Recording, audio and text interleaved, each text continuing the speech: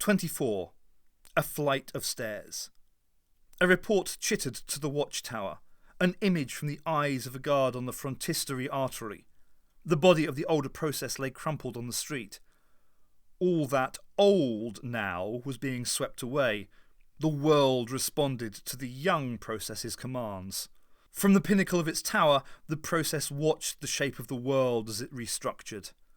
The destruction, it assumed, was a necessary purge before the new shape of its new now was begun. The eyes of its new captain showed another image. Wilby the Doctor, trapped on the broken tower on the middle phase. The trap was winding shut, driven by the collective will of its new guards, on whose energy the process glutted itself. This was its world, its new now. A flash of light. Masonry falling. The guards fleeing. Time in the city collides and shatters the planned possibilities. The young process howls its rage. The tremors woke Ace, a continuous rumbling in the ground. For a moment she heard a low animal gasp nearby, and then masonry crashed down somewhere further off. A glow was rising from the street. A carpet of tiny lights covered its length, thousands of brilliant little starflowers that darkened the empty sky above. The air had taken on a fresh chill. A dark shape stood among the lights close to her. Ace cringed as it lurched nearer, extending a claw towards her. "The future changes," it said. In the strange underlit glow she barely recognised him. He wore one of the greatcoats again. It covered his body, but his head was as bare of hair as a bullet. His face was drawn and hollow. The wheal on his cheek stood out strongly, and his glazed white eye stared from its torn socket. "Peccary?" she said. He shivered and pulled the coat around him. The scabrous armour still covered his clenched hands. "I'm just a possibility," he said. His voice weighted with exhaustion. "I may not live long." Ace got slowly to her feet, ready to run. "Did you escape?" "In my youth, I was a slave. Then I became a guard to that monster. Now I am relieved of that cruel discipline." He turned towards the massive shape of the dead process and gave a deep sigh. "Who did this? Are there heroes in the city?" Ace went on the defence. "It was attacking the kid. I had to stop it. Do you want to make something of it?" Peccary bowed his head in awe. "Shonzi was right about you. We should have listened. On my world, such a deed would be foretold in legend." Ace kicked the ground awkwardly. "On my world, it wouldn't even make the Ealing Gazette." She eyed him cautiously. "When you were guards in those helmet things, did you know what you were doing?" "Our bodies were puppets, slaves to the process's will. But we knew, and we felt every blow we inflicted on ourselves." "Gross," said Ace. "Sorry." "Now that torture has been entrusted to another." "I know," she said quietly, "like wheels going round. Peccary and Peccary Unlimited, and Peccary and back to Peccary, and you never get out of the loop." "The details are changing." He knelt and touched the glowing flowers with his brutal claw. "There are many things I do not remember, so I may not live long. I am only a possibility on one branch of the tree of infinity." He was still a cold fish, thought Ace, but he wasn't so morbid as he once had been, or still was somewhere across a mercury stream. This old Peccary, faced with utter despair, was somehow fused with a new hope. "Where are the others?" she asked. "And what about Shonzi? Was he released?" Peccary turned away. "I am the only one." "They're still guards then. But if you're free, they can be freed too." He was silent. "Well?" "No." "No? What do you mean, no?" He shook his head. "There are still possibilities to save them. On the first phase of the city." "Jesus, they're dead, aren't they?" The words sounded impossibly flat for what she felt. "Where is Wilby the Doctor?" he said. She was too stunned to answer. She listened to the ground rumbling its protest. The buildings had begun to creak as if terminal subsidence was setting in. Again she heard, but did not register, a brief burst of animal panting. "But we let them go," she said. "They just walked away." "That was a long time before. The summons cannot be broken. Where is the doctor?" "I don't know," she despaired. "I couldn't stop them. Vale took him off somewhere. It was a trap." She pointed to the process. "But that thing was attacking the kid." She stopped. The monster's flank was undulating slightly. Its fins twitched. Peccary was looking up at the light tracery on the city above them. "We must find the doctor quickly," he said. "Vale has his own games to play, and the younger process intends to assert a new regime. The city is already changing." "Peccary!" Ace called, and she darted back in fright. The dead process was slowly raising its head. The voice came as a gurgled whisper. "The young process, its plan, will fail. This world, it is ruined. A new world will replace it. A new beginning has already begun." A fresh tremor shook the ground. At the far end of the street, the walls supporting the isolated TARDIS attic caved in. The process's body convulsed as it started to struggle up. It snarled out its rage, proclaiming the threat of its recovery. Ace grabbed Peccary's claw. As they ran from the street, she saw a distant flash of light and something like a giant beanstalk coiling into the sky. The doctor's knuckles whitened as he crouched on the insane structure. The speeding air tore at him, trying to rip him from his perch as he watched the spinning city drop away beneath him. Vale was spread-eagled on the stone steps below, too terrified to move. His eyes, somebody's eyes, were fixed on the doctor. The spiral stairway corkscrewed into the dark sky, its thread of steps growing on fresh beyond its broken end, swaying out unsupported into the abyss overhead. The doctor fished a pair of enhanced opera glasses marked Proprietà di Verona Arena from his back pocket. He swung his knees round and lay prone along a step, his head jutting over the edge, watching the city as it turned under him. The tower, from which the spiralling stairway sprouted, crumbled away below. Its tumbling masonry scattered the guards in the glimmering street at its foot. "Look at the view," he called, but Vale never shifted his eyes from the doctor. 3 stolen segments of parallel time, 3 versions of the same city were laid out around them on the inner sphere, an equivalent of Dante's circles of hell. One new, one aging, one crumbled into ruin. Temporal tectonic plates set to grind together along their fault lines in a gargantuan timequake. It would crush his ship. His TARDIS, dying and already patterned throughout by a phosphorescent web of flowers when he hadn't even ordered a wreath. From both of the other city segments, fixed to a future or past tower, an identical spindly stairway was coiling up. 3 stairways, defying the constants of gravity and time, arching across the black gulf of inner space to form a new now. Time and the infinite possibilities that ran from every second became a flood of impossibilities in a conformity of frenzied havoc. No law left overturned. At the northern meeting point of the Mercury streams crouched the vast, malignant edifice that the doctor guessed to be the process's fortress.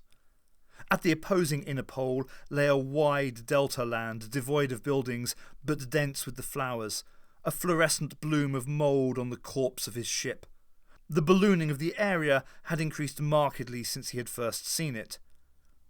Cracks were opening up across the swollen land. The Mercury streams, unable to flow up in their original courses, were flooding the local city.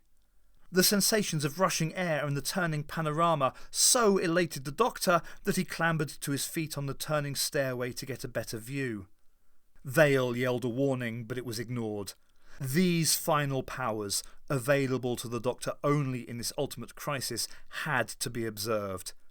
He was manipulating just 3 dimensions at present. How many others were available? He was tempted to seize the temporal dimension, rolling it back to crush the invaders of his ship that way. He could manipulate the relative dimensions of imagination and inner space-time to create whatever he liked. So many possibilities. It was no good. The dizzying rotation of the stairway was slowing like the end of a fairground ride. Across the black sky, the other stair spirals were converging to meet his own. The steam had run out, and the organ music in his head faded. The stairways came together at last in the centre of the sky. A fragile triad bridge was formed, a graceful union of the three segments of the sphere they trisected. The turning stopped with a jolt that caught the doctor off balance. His hands flailed out as he stumbled sideways and tipped over the side. He caught at the edge of a stair, dangling over the drop, his legs swinging wildly. Vale got to his feet and crouched by the doctor. "Will it save you?" he said. "What?" gasped the doctor. "Help me up! Help me! Your ship. Will it float you down to the ground the same way it caused Ace and Shonzi?" The doctor grappled with the stair, his fingers slowly slipping. "Help me up, Vale! No power left!"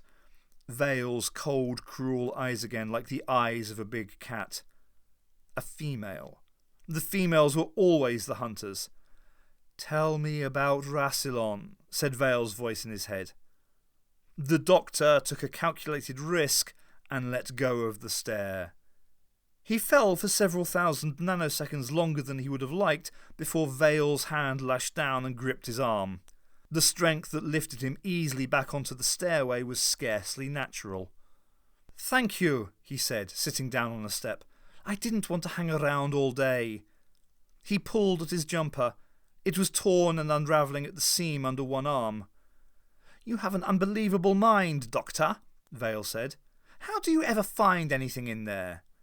The doctor smiled grimly. "Let me know when you find a genius with a tidy workbench." He pulled at a string of wool, and the seam unstitched itself further. "Why Rassilon?" he said casually. "What would I know about him?" "Because your thoughts are full of him." "My thoughts are my own business, and this is not the place or time to debate Gallifreyan history." He turned and walked away up the coiling steps. "And don't pester me about the ship any more. It's as good as dead already. Just a matter of time before it breaks up." "Where are you going?" called Vale, and crawled after the doctor on hands and knees. There was a distant rumble. Clouds of dust were billowing up across the phases of the shrinking sphere city. The doctor halted and gave an involuntary shudder. Vale stared out into the dark. "It's going," he said. "Your ship. The process will destroy it from the beginning. There's no power to resist." "You have the power," said Vale. "It's in your mind. You and the ship are in mutual symbiosis." The doctor studied him for a moment. "Vale," he said excitedly. "I think I needed someone to remind me about that. Are all the Gallifreyans in your time like you?" "No." "What about you and your time?" "Thereby hangs a tale," said the doctor, firmly closing his mind to the young man's praying tendrils of thought. He sat on a step and kicked his legs over the side. Resting his chin in his hands and elbows on his knees, he closed his eyes and concentrated. The emptying ache gnawing in the pit of his stomach opened out into a pool of despair and guilt.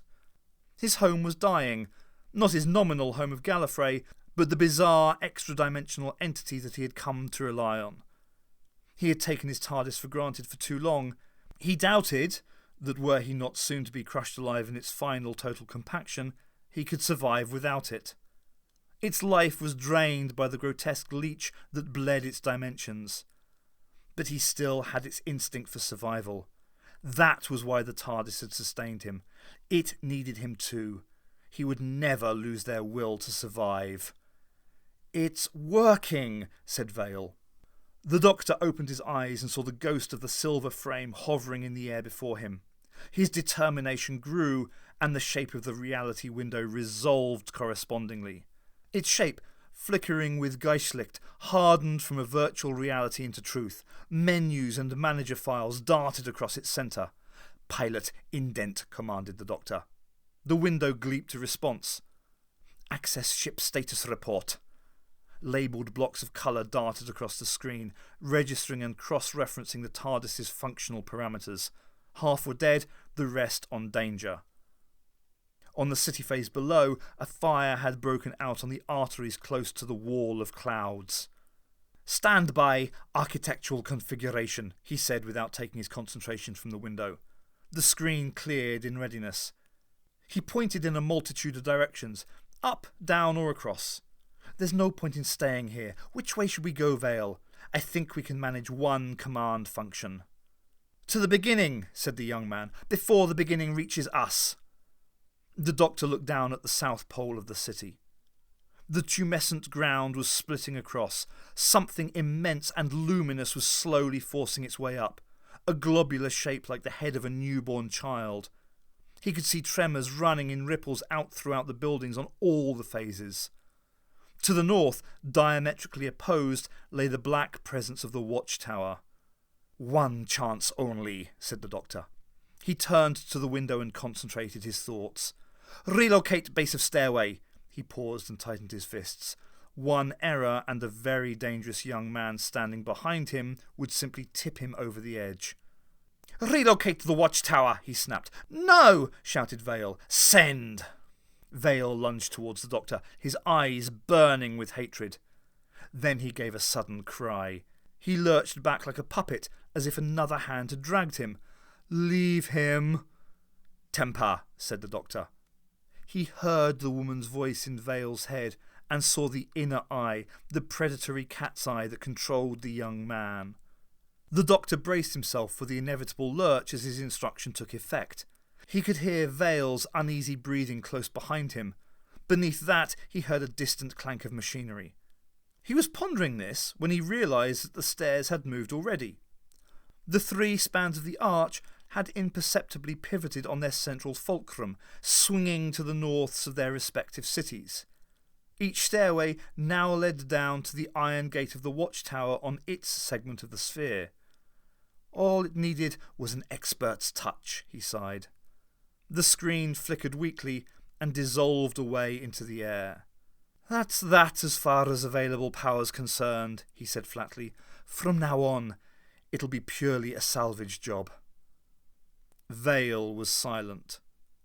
The doctor looked away to the south, where the glowing object was forcing its way out of the fractured ground. "Look," he said with a scowl, "the beginning is starting at last. You were right again, Vale. Best to head it off before it reaches us. Come on." He set off down the vertiginous spiral, down one strand of the thin arrowhead of stairs that rose above the process's watchtower. Vale Voriansti Chevrel, his mind half crushed by the haunting eye that burned in his head, edged down the dizzying flight of steps after his quarry.